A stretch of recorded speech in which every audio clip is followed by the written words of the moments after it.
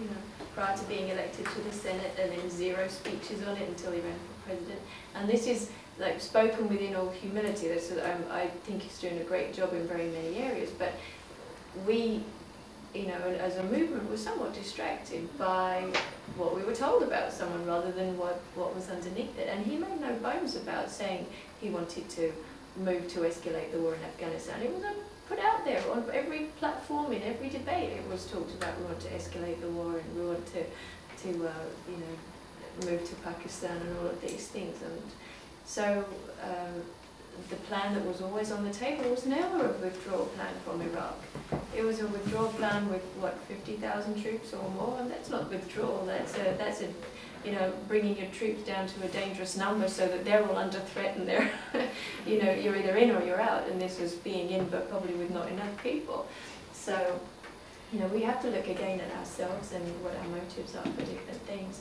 And when we look at the issue with Afghanistan, something that, you know, really strikes me about the Afghanistan-Pakistan thing is that we, as probably not this group, but just generally, you know, we buy into the term collateral damage, which means innocent people, civilian non-combatants dead, their homes destroyed, villages done in, whatever it might be. And we allow this term collateral damage. And I remember back in '06, I was with Dennis in India, and we were on a congressional delegation.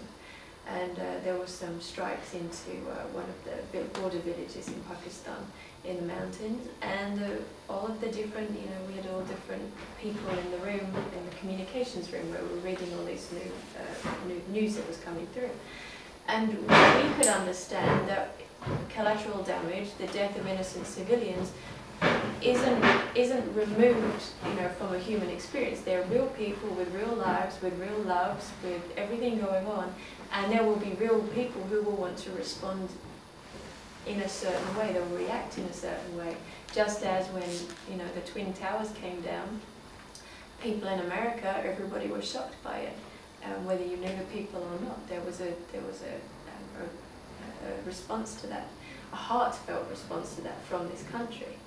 Our response to that was, let's get back at the world, let's go and, you know, stop the people who did this to us. It's led us to Afghanistan, it's led us into Iraq, it's led us into lots of different adventures or misadventures. And we have to understand from our own experience that these people in those villages will probably respond in a similar way. And so that lays us open, because they are just collateral damage to us, that lays us open to them mobilizing together against the people who killed their families. And so this lack of compassionate response from us as individuals, as a society, forgetting the actual military governmental structures, but our own consciousness, is allowing for this escalation of violence to occur. And I think this is probably the biggest battle that we have in anywhere around the world, is to open people's eyes to their own humanity and to the humanity of the person who's with them, next to them, or the humanity of the person who is further away. As to peace movements around the country, I think we have to remain very focused.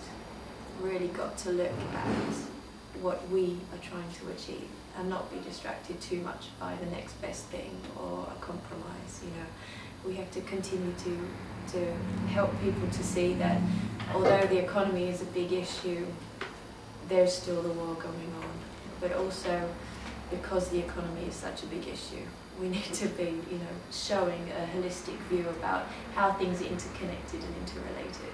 How we have got so much defence spending and we've been neglecting social spending, we've been neglecting education and healthcare.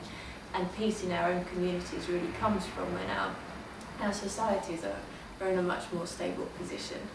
When, you know, we're much more whole in ourselves, when we don't have to worry about all of these external factors. We don't have to be frightened of another person, be they foreign or domestic, just because we're told that they're taking our jobs or they're doing things. So we need to be moving in a different direction with respect to that. The Department of Peace, you know, a great concept, not something I think that will pass with its current title, because people can't relate to peace thing. It's like, okay, I'm going to walk around with my flower and my beads or whatever. We need, you know, it's sad that such a beautiful word with such deep and meaningful, you know, associations cannot be accessed by a majority of people.